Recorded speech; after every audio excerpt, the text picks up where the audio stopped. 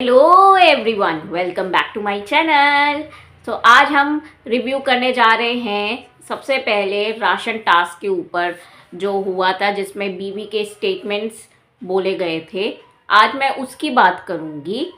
मैं ये कहना चाहूँगी कि बाकी सारे कंटेस्टेंट के स्टेटमेंट्स इतने इजी टाइप के रखे हुए थे और बहुत ही नॉर्मल से कन्वर्सेशन के स्टेटमेंट्स बिग बॉस ने उठाए थे, लेकिन जो चाहत और दिग्विजय के जो स्टेटमेंट्स थे वो इतने ख़राब स्टेटमेंट्स थे। ऐसा देखने से ही पता चल रहा था कि बीबी मेकर्स अपने अंदर की खुन्नस निकालने की कोशिश कर रहे हैं दिग्विजय के ऊपर, and which literally pissed me of.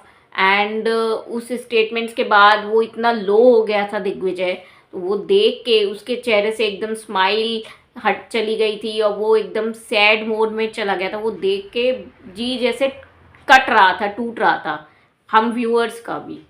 ठीक है, एंड मुझे ये चीज़ नहीं समझ में आ रही कि बीबी के मेकर्स क्यों ज़बरदस्ती चुम, करणवीर और ईशा अविनाश की फेक लव स्टोरीज़ के ऊपर फोकस करे पड़े हैं। मुझे ये बहुत इरिटेट करती है ये बात। अरे भाई, इनको इतनी समझ नहीं है कि इतने सीजन्स कर चुके हैं ये लोग, लेकिन फेक रिलेशनशिप्स होते हैं रियलिटी शोज़ के, कोई भी आगे चल के शादी के बंधन में नहीं बंधता है।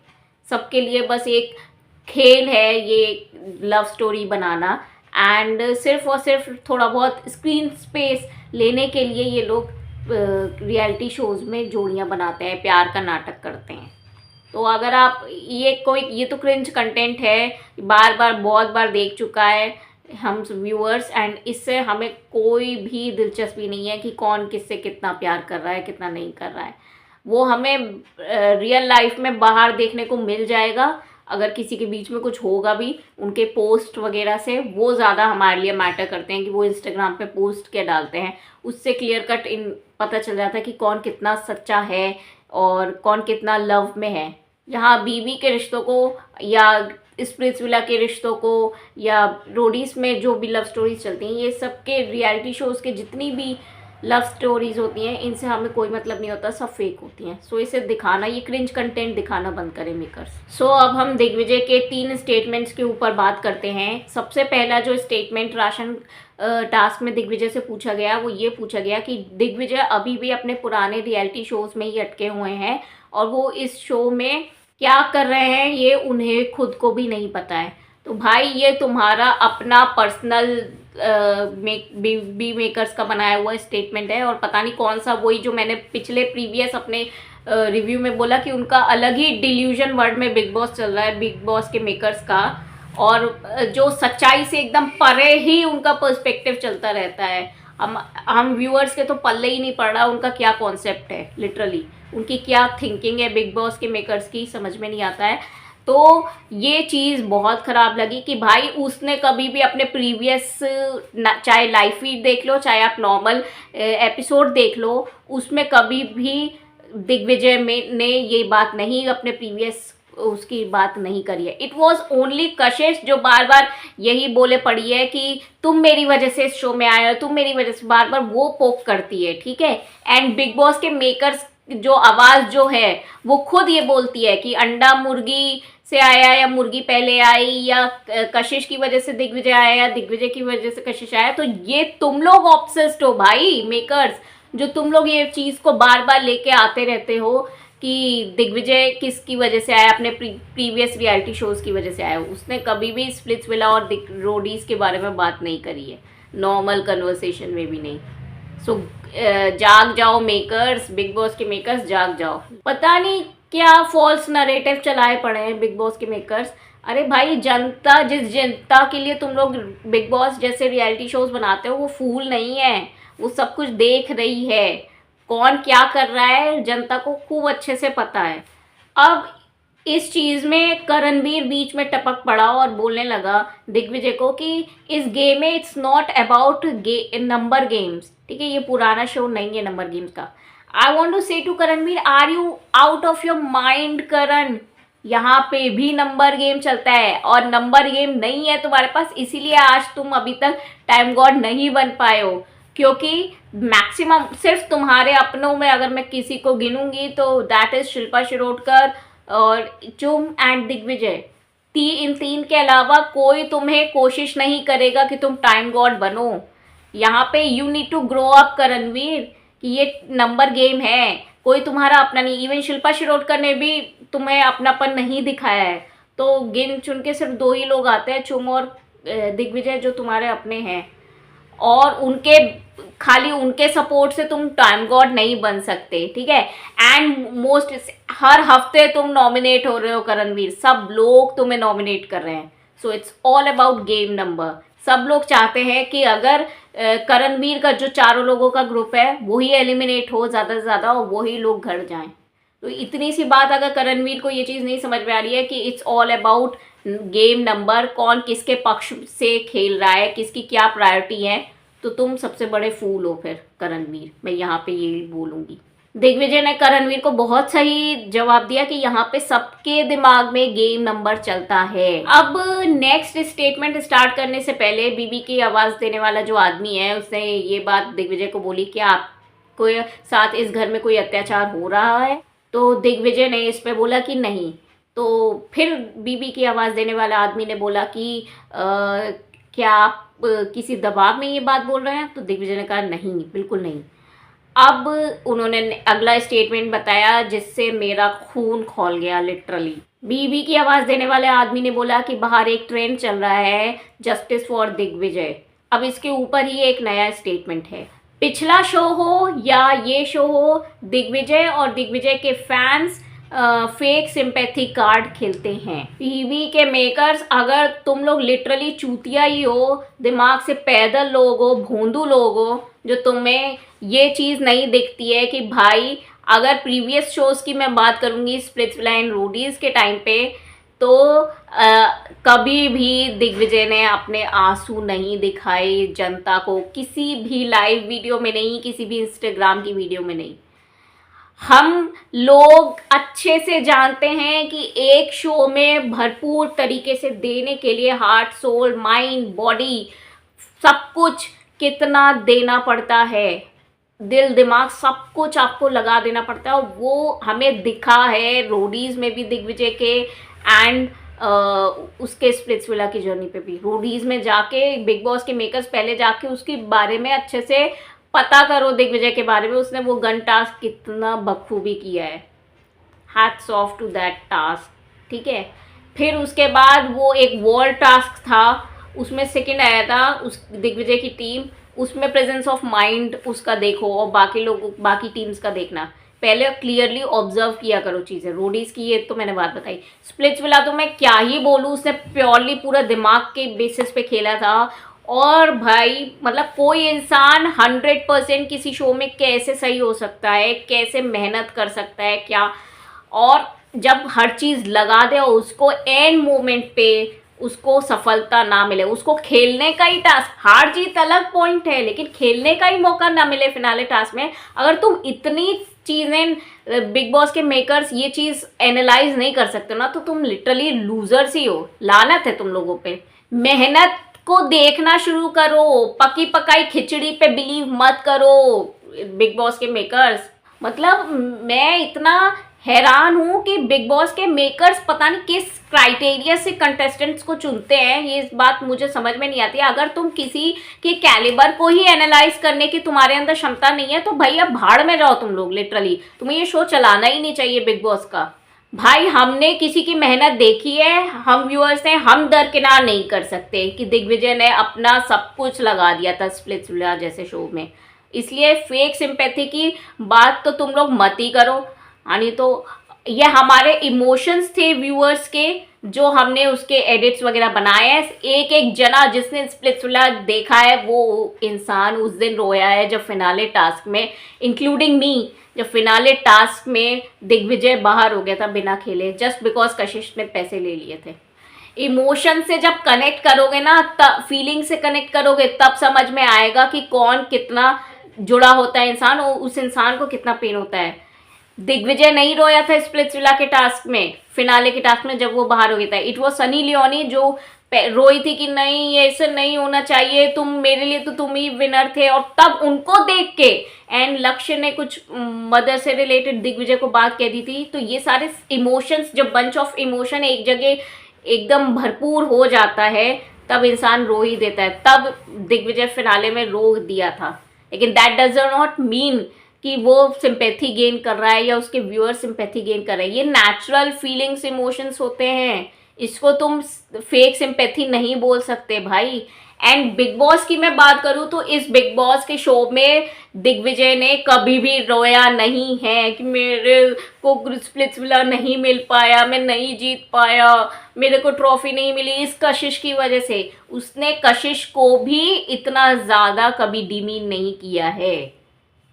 इट वॉज ना ही वो कशिश से ऑब्सेस्ड है, उसने एक सच को एक्सेप्ट कर लिया कि भाई मेरे हाथ से जीत निकल गई, कशिश की वजह से उसने मनी चूज कर लिया, अब मुझे लाइफ में आगे बढ़ना है, उस चीज़ पे अटके नहीं रहना। अगर वो उस चीज़ में अटके रहता ना तो वो लाइफ में स्प्लिट्सविला के बाद कुछ कर ही नहीं पाता। ठीक है, वो शो में आगे बढ़ने आया है, ज़िंदगी में आगे बढ़ने आया है, तभी उसने बिग बॉस साइन किया है। एंड कोई भी क्लिपिंग में मैं नहीं कह सकती, मैंने जितना देखा है बिग बॉस, कि दिग्विजय ने कभी सिंपैथी गेन करने की कोशिश की है। एंड हमारे व्यूअर्स की बात आती है तो जो ये हैशटैग चल रहा है, भाई तुम लोग की कमी है मेकर्स, तुम लोग उसके सीन्स काटे जा रहे हो। मैंने तो अपने सबसे पहले प्रीव्यू में ही यही बात बोली है कि मैंने दिग्विजय जब से आया है तब से मैंने ये बिग बॉस देखना स्टार्ट किया है। मैंने सबसे पहला सीजन मैंने प्रवेश राणा वाला सीजन देखा था जिसमें बिंदु दारा सिंह जीता था, एंड उसके बाद से मैं कंटिन्यूस देखा था सिद्धार्थ शुक्ला तक। मैंने सारे सीजन देखे हैं। सिद्धार्थ शुक्ला वाला सीजन के बाद से मैंने कोई भी बिग बॉस का सीजन नहीं देखा है, मुझे देखना पसंद ही नहीं है अब बिग बॉस। सुशांत की डेथ हुई है, मुझे बिग बॉस देखना नहीं पसंद है। और अगर दिग्विजय को नहीं लेके आते तो मैं नहीं देखने वाली थी ये सीजन। हालांकि करणवीर मेहरा को मैं खतरों के खिलाड़ी से देख रही हूँ, वो बहुत अच्छा खतरों के खिलाड़ी परफॉर्म करा था, लेकिन मुझे ऐसा नहीं था कि खतरों के खिलाड़ी में उसने अच्छा परफॉर्म किया है तो वो फिजिकल गेम में अच्छा था तो वो मेंटल गेम में भी अच्छा होगा, ये मुझे नहीं था। तो मतलब ऐसा कोई क्रेज नहीं था करणवीर के लिए कि मैं उसके लिए बिग बॉस देखूँ। It was only Digvijay. मैं दिग्विजय को देखना चाहती थी कि जिसने स्प्लिट्सविला में इतना बेहतरीन काम किया है, तो भाई वो दिल से अगर खेलेगा, फैंडम है दिग्विजय का बाहर बहुत, उसको वोट्स तो बाहर मिलने वाले हैं, तो अगर आप लोग उसको सही से दिखाते, वो बहुत जगह सही होता है। एंड सच बात बोलूं, आज मैं रियलिटी चेक देती हूँ बिग बॉस वालों को। इन्हीं मैंने दिग्विजय के आने के बाद से सीजन देखना स्टार्ट किया, उस टाइम पे भी उसको बहुत कम फुटेज मिल रहा था। 2 हफ्ते तो मुझे मतलब ऐसा लग रहा था मैं क्यों देख रही हूँ बिग बॉस, इतना बोरिंग सीजन है। क्योंकि जिसके लिए देखने आए थे दिग्विजय के लिए, उसके तो सीन्स ही बहुत कम थे, बिल्कुल पूरे 1 घंटे के एपिसोड में मेरे ख्याल से मुश्किल से 3-4 मिनट 5 मिनट उसका बस दिखाते थे, उससे ज़्यादा नहीं।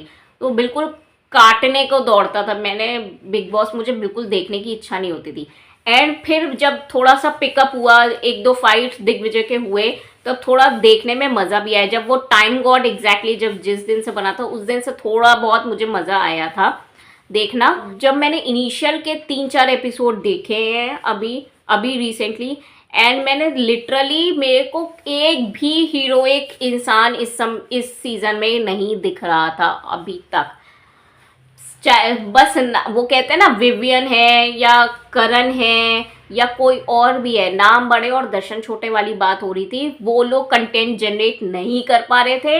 एंड मैं यही कह रही थी इनिशियल के वो देख के एपिसोड देख के कि अच्छा हुआ मैंने बिग बॉस इनिशियल लेवल से स्टार्ट नहीं किया ये सीज़न। जिस दिन संदीप सिकंद आके करणवीर को आके बोले हैं कि तुम थोड़ा जागो एंड ऑल दैट, और तब से उसने फाइट्स पिकअप करना स्टार्ट की है, अपने मुद्दों को अपफ्रंट होके रखना स्टार्ट किया है, तब मुझे थोड़ा सा लगा कि हाँ, ये 2 दिग्विजय एंड करण, ये 2 ऐसे लोग हैं जिनके वाकई में मतलब इस शो को दे रहे हैं कंटेंट अच्छे से। एंड ये मेरे तो टॉप 2 यही हैं लिटरली। अगर मैं बोलूँ तो अगर जीतना चाहिए तो इन दोनों में से ही किसी एक इंसान को जीतना चाहिए। अदरवाइज इस साल का बिग बॉस इतना डल, बोरिंग है एंड सेंसलेस है। अविनाश और ईशा तो मुझे इतने खराब लगते हैं भाई, उनको तो मतलब मैक्सिमम ये लोग स्क्रीन टाइम दे रहे हैं, उनको देखने का बिल्कुल इच्छा होती ही नहीं है, दिल से ही अंदर से ही नहीं आता है कि इन लोगों को देखें। एंड अब मेरे को लग रहा है कि ये ऐसे ही 1-2 दिन और चलता रहा कि ये दिग्विजय को स्क्रीन टाइम देंगे ही नहीं और बिल्कुल बंद कर रहे हैं, तो और ऐसे ही ह्यूमिलिएट करते जा रहे हैं, उसकी स्क्रीन काटते जा रहे हैं। भाई मुझे लगता है कि मैं तो देखना छोड़ने वाली हूँ। एंड इसके बाद बस इस हफ्ते का मैं एक और रिव्यू करूँगी, उसके बाद से मैं रिव्यू नहीं करने वाली बिग बॉस को। मेरा हो गया इस बिग बॉस के सीज़न से, बहुत ही डल बोरिंग वाहियात सीज़न है, लिटरली मैं बता रही हूँ। जो एक्चुअल में स्क्रीन टाइम डिजर्व करता है दिग्विजय एंड करण एंड चुंग, उनको तो वो दिग्विजय को तो बिल्कुल ही नहीं दे रहे, करण चुंग को थोड़ा बहुत दे रहे हैं। मुझे यही 3 सेंस वाले पर्सन लगते हैं। आप लोग अगर दिग्विजय को स्क्रीन टाइम नहीं दे रहे हैं मेकर्स, तो अगले हफ्ते उसको एलिमिनेट कर दो, वो ज़्यादा बेटर है। ह्यूमिलेट रोज़ाना करने से अच्छा है। जिस हिसाब से आप लोग ह्यूमिलेट करे जा रहे हो उसको और मैं देखना ये सीज़न बंद करूँ। मैं वैसे भी देखना बंद करने वाली हूँ इस हफ्ते के बाद से। बिल्कुल नीरस सा शो है। एंड मुझे अब ऐसा लगने लगा है कि ईशा और अविनाश को देखने से अच्छा है भाई टाइम वेस्ट ना करूं मैं। यूजलेस क्रिएचर्स हैं ये दोनों, और बिग बॉस वाले इन्हीं लोगों को स्क्रीन टाइम दिए पड़े हैं। जितनी देर इनका स्क्रीन टाइम चल रहा होता है अविनाश और ईशा का, है ना, मैं तो उतनी देर या तो एक नैप ले लेती हूँ या फिर मैं गेम खेलने लगती हूँ मोबाइल पे। मेरा बिल्कुल इन दोनों को देखने का मन नहीं होता। वर्स्ट कंटेस्टेंट है ये, इस सीज़न के वर्स्ट कंटेस्टेंट हैं ईशा और अविनाश। अगर उन लोगों को, बिग बॉस के मेकर्स को अपने लिए ही शो बनाना है कि आप व्यूअर्स के पॉइंट ऑफ व्यू से शो नहीं बना रहे हो, सिर्फ अपने लिए बना रहे हो, तो भाई चैनल की भी क्या ज़रूरत है। खुद ही एडिट करो, खुद ही शूट करो और खुद ही देखते रहो। टीवी पे भी लाने की क्या ज़रूरत है, मत लाया करो। सच बताऊं तो एक वो होता है ना आपका बकेट लिस्ट, मेरा एक बकेट लिस्ट आज से पहले होता था कि बिग बॉस एक बार मुझे करना है, खतरों के खिलाड़ी एक बार मुझे करना है। बट अब दिग्विजय को जैसे ये लोग स्क्रीन टाइम नहीं दे रहे और ह्यूमिलिएट कर रहे हैं, यही चीज़ इन्होंने अभिषेक मल्हन के साथ भी की थी। मैंने मेन वाला तो सिद्धार्थ शुक्ला वाला लास्ट सीजन देखा था और बस एक अभिषेक मल्हन वाला OTT वाला देखा है। एंड उसके अलावा मैं 4-5 साल से कोई सीज़न नहीं देख रही हूँ बिग बॉस पे, because I personally feel that कि ये अपने ही कुछ अपने डिल्यूजन वर्ल्ड में बिग बॉस चलाते रहते हैं मेकर्स, एंड जनता के हिसाब से चलाते नहीं है। तो अपना टाइम वेस्ट करना बेकार है इस बिग बॉस वाले जैसे शो पे, ठीक है। जब हमारे हिसाब से नहीं चले, हमारे पर्सनल फेवरेट लोगों को आप स्क्रीन टाइम ना दो तो क्यों देखें, यही बात आ जाती है। एंड नाउ आई रिग्रेट कि मैंने ये सीज़न देखा इस बार का। काश दिग्विजय ना गया होता इस सीज़न में, और काश मैं ना ही देखती ये सीज़न। वेस्ट है, कम्प्लीटली वेस्ट है टाइम एंड एनर्जी का। जो इन लोगों ने सुशांत सिंह राजपूत के साथ किया है कि वही है, एक इंसान जो एम्बिशियस इंसान है उसको आगे नहीं बढ़ने देना है मूवीज़ में, और उसका करियर नहीं, उसको ग्रो नहीं करने देना है। सबको कैलिबर दिख जाता है इंसान में कि कौन कितना कैपेबल है करने का, टैलेंटेड वो बहुत था। वही चीज़ ये लोग दिग्विजय के साथ कर रहे हैं कि एक इन लोग से ये बात पच नहीं रही है मेकर से कि एक इंसान जो कल तक नोबडी था 1.5 साल के अंदर इतना नेम फेम कैसे पा सकता है और आगे कैसे बढ़ सकता है सिर्फ सोशल मीडिया के दम पे, सिर्फ रियलिटी शोज़ के दम पे। तो वो अब उसको, दिग्विजय को अपॉर्चुनिटी वेस्टेड टाइप बनाने की कोशिश कर रहे हैं कि बिग बॉस में लेके भी आ गए लेकिन उससे घंटा कुछ उखाड़ नहीं पाए। भाई तो ये तुम लोग की कमी है मेकर्स की। बाबा जी का ठुल्लू तुम्हें मिलना चाहिए। बम पे जब लात पड़े ना तुम लोग को, तभी तुम्हारे अकल ठिकाने आएगी इन मेकर्स लोगों को, कि अगर तुम एक्चुअल में दिग्विजय की क्लिपिंग्स दिखाना शुरू करोगे ना, पूरे शो में हर एक इंसान को वो खा जाएगा। ये मैं गारंटी के साथ बोल सकती हूँ, इतना दम है उसके अंदर। कितना कुछ भी कर लो, फॉल्स नैरेटिव कितने भी इन स्टेटमेंट्स के थ्रू लेके आते रहो, लेकिन दिग्विजय जनता का लाडला था, जनता का लाडला है, जनता का लाडला हमेशा रहेगा, चाहे तुम फुटेज दो बिग बॉस में चाहे ना दो। अगर हम रियल कैलिबर समझते हैं इंसान का, हम व्यूअर्स, ठीक है, हम हैं असली एकता, असली जान इस देश की, और हम उसको सर आँखों पे बैठाल के रखते हैं और रखेंगे। एंड प्लीज़ मुझे उसका अब सैड फेस नहीं देखना है दिग्विजय का। अगर आप उसको नहीं आगे बढ़ा सकते हो, आपके अंदर इतनी कुवत नहीं है कि किसी रियल टैलेंट को आप आगे बढ़ते हुए देखना चाहते हो, प्लीज़ उसे एलिमिनेट कर दो, ताकि हम ये जो शो देखने की हमने गलती करी है इस साल, मैं अपनी बात करती हूँ, वो अपनी गलती सुधार दें ना देख के। अब जो दिग्विजय के साथ हो रहा है, मैं अपने मतलब अब अगर मेरे को बिग बॉस का ऑफर कभी आता भी है ज़िंदगी में, तो I will think on that कि भाई मुझे ये शो करना चाहिए कि नहीं करना चाहिए। अब मुझसे मतलब मैं अब इतना डेस्परेट नहीं हूँ कि मुझे बिग बॉस में जाना ही जाना है। जब अंजाम मैंने देखा अभिषेक मल्हन का और दिग्विजय का, अब मैं मे बी इट अभी तो फ़िलहाल अगर मैं कहूँगी तो 90% it's a know from my side big boss के लिए। दिग्विजय का जो इन्होंने मतलब वाइल्ड कार्ड के रूप में लेके आके जो हश्र किया है, तो अब उसको देख के तो मुझे यही चीज़ लग रही है कि इन्होंने जानबूझ के एल्विश यादव को जब वाइल्ड कार्ड के रूप में लेके आए थे तो एक फालतू का हवा बना दिया था। हाइप जो थी वो अननेसेसरी हाइप थी, वो एक्चुअल में सिर्फ मतलब उसका वो यूट्यूब का फैन बेस था, सिर्फ वो ही उसे जिता सकता था, ये मेकर्स बहुत अच्छे से समझते थे। इसलिए उन्हें बस अभिषेक मल्हन को नहीं जिताना था क्योंकि पूजा भट्ट के खिलाफ बोल दिया था। सो उन्होंने बस एक षड्यंत्र एक तरीके से कर दिया एल्विश यादव को ला के कि उसको जिताना है, और पूजा भट्ट के खिलाफ वो बोलेगा नहीं, ये उसके एग्रीमेंट में साइन करवा दिया होगा, बस तभी उसने उन लोगों ने जिता दिया। उनको क्यों कितना कैलिबर का है, कितना टैलेंटेड है, मेकर्स को उससे कुछ लेना देना नहीं है।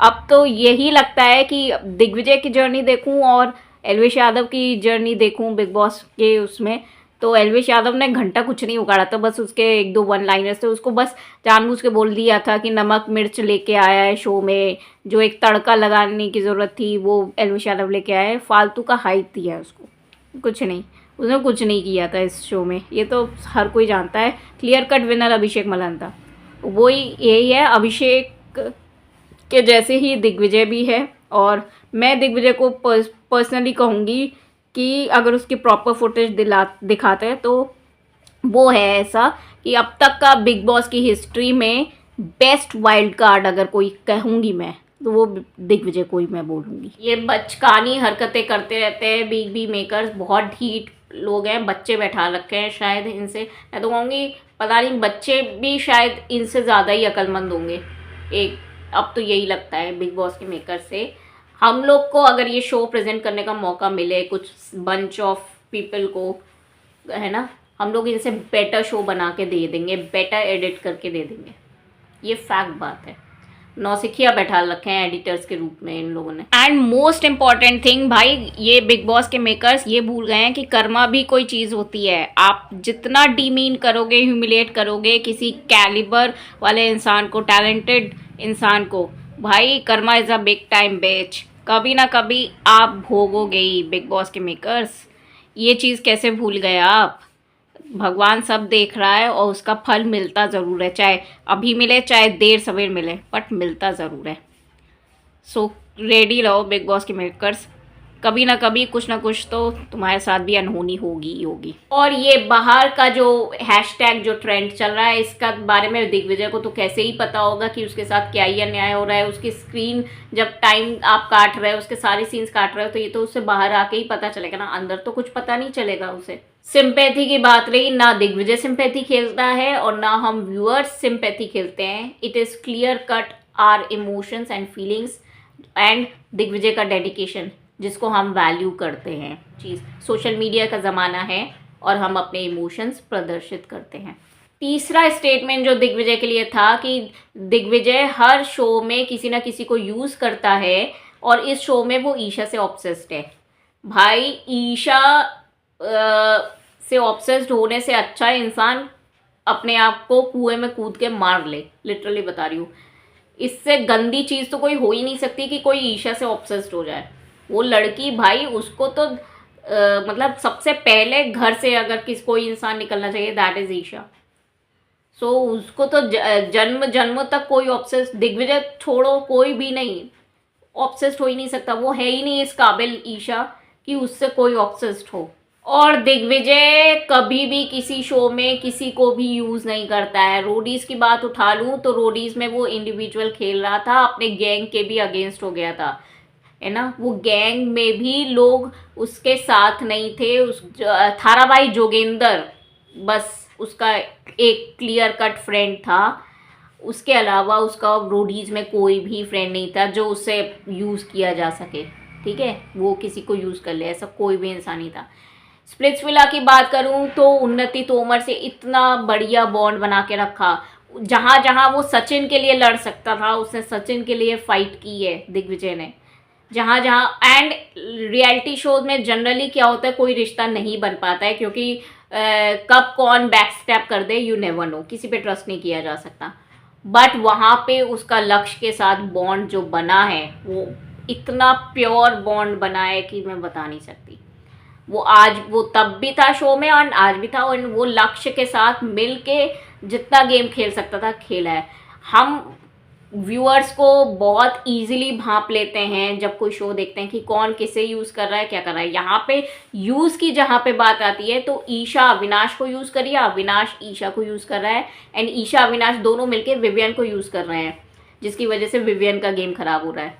सो बिग बॉस के मेकर्स कीप दैट, ये चीज़ अपने समीकरण जो है ना अपने दिमाग में डालो। ये हम व्यूअर्स को बहुत ईजिली दिख रहे हैं जो आपको नहीं दिख रहे हैं या आप देख के भी नज़रअंदाज कर रहे हो। दिग्विजय ने ना कभी किसी भी रियलिटी शो में किसी को यूज़ किया है ना कभी करेगा। मैं उसको जितना मैंने ऑब्जर्व किया है वो यूज़ करने वाला बंदा है ही नहीं। He is very much clear in his mind कि उसको क्या चाहिए क्या नहीं चाहिए लाइफ में, कौन इंसान चाहिए कौन नहीं चाहिए। और अगर कोई इंसान नहीं चाहिए तो वो क्लियर कट मुंह पे बोलने वाला इंसान है कि मुझे तेरी ये बात नहीं अच्छी लगी, गो हेड फ्रॉम माई। सबसे बड़ा एग्जाम्पल इस चीज़ का है रजत के साथ। जब रजत के साथ दिग्विजय सोफे पे बैठा था एंड उसने दिग्विजय ने ये क्वेश्चन पूछा था रजत से कि क्या तुझे यही गुंडागर्दी ये सब बाहर भी करनी है, तो यहाँ पे रजत ने ये बात बोली थी कि हाँ बिल्कुल मैं तो यही करूँगा और इससे ज़्यादा करूँगा, आज तक जितने की है उससे ज़्यादा बाहर निकल के करूँगा।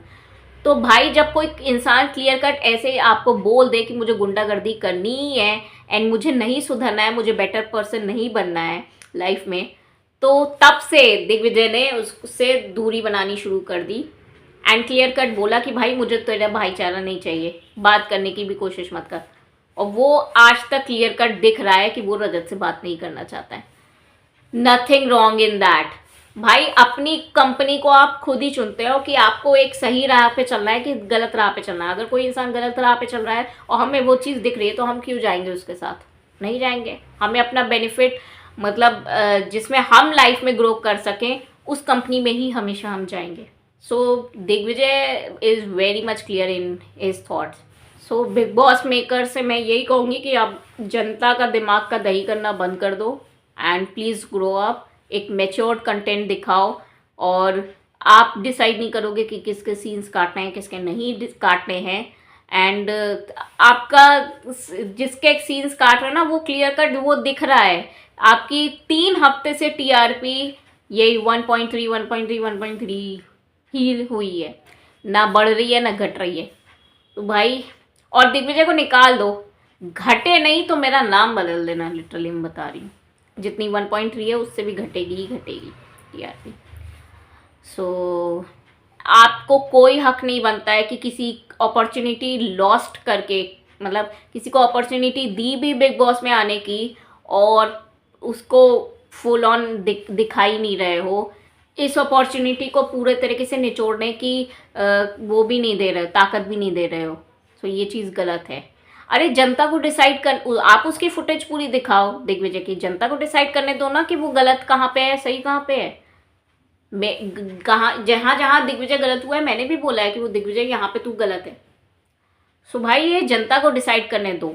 आप लोग कोई नहीं हो कि आप लोग किसी की फुटेज काटोगे और दिखाओगे ही नहीं। इतना तो जनता को भी पता है कि हर इंसान कुछ ना कुछ कर ही रहा है। सो उसको उसके बेस्ट कैलिबर के हिसाब से करने दो। और अगर आपको भाई नहीं पसंद है था दिग्विजय तो आपको लेके ही नहीं आना चाहिए था इस शो में। और अब अगर अभी भी फॉर गॉड सेक निकाल दो एलिमिनेशन, ताकि हमें ये टॉर्चर जो देखने का रोज़ाना बेफालतू में देखना पड़ता है बिग बॉस, वो बंद करना पड़े। मेरा इस शो से दाना पानी हो गया है एंड एक और रिव्यू आएगा इसके बाद से मेरा बिग बॉस के ऊपर कोई रिव्यू नहीं आने वाला है, क्योंकि जब देखूंगी ही नहीं तो रिव्यू कहाँ से करूँगी। I don't see Isha and Avinash in top 5। मेरे टॉप 5 अगर आप लोग जानना चाहते हो तो मेरे टॉप 5 होंगे करण, दिग्विजय, विवियन, रजत एंड चुप। ये मेरे टॉप 5 हैं। सो ये था मेरा आज का व्लॉग रिव्यू जो राशन टास्क पे हुआ था, जिस पे मेरा खून खौल गया था दिग्विजय के स्टेटमेंट्स पे। बाकी स्टेटमेंट्स के बारे में तो मैं बात ही नहीं करना चाहती, फेक फॉल्स जो एक्विजिशंस वगैरह लगाते हैं ये लोग। एंड फालतू में करणवीर और चुम की रिलेशनशिप और अविनाश और ईशा की रिलेशनशिप पे ये लोग स्टेटमेंट्स बनाते हैं सिंपल। बाकी सब लोग तो ईजिली बबली हो रहे हैं, और एक किसी इंसान को आप गिराने पे तुले हुए उसकी मेंटल हेल्थ से खेल रहे हो दिग्विजय की। Bullshit man. मतलब नीचता की स्तर है से आप नीचे गिरते जा रहे हो। लीचड़ लोग, नीच स्तर के लोग बिग बॉस के मेकर्स। इससे और बहुत कुछ ज़्यादा भी मैं बोल सकती थी, बट मैंने अपने आप को कंट्रोल किया है जितना कर सकती हूँ इस वीडियो में मैं। एंड इससे ज़्यादा मैं नहीं कंट्रोल कर सकती, खुद को कंट्रोल करके बोल सकती थी, मैंने बोला है। सो अगर आपको थोड़ा सा भी रिलेटेबल लगा हो ये वीडियो तो इसको एक लाइक कर दीजिएगा एंड कमेंट सेक्शन में आप अपना पॉइंट ऑफ व्यू बताइएगा। और अभी तक आपने मेरा चैनल सब्सक्राइब नहीं किया है तो सब्सक्राइब कर लीजिएगा। Hit the bell icon for more updates, ताकि आपको आगे की आने वाली वीडियोज़ की नोटिफिकेशन मिल सके। Thank you very much. Bye bye, keep watching.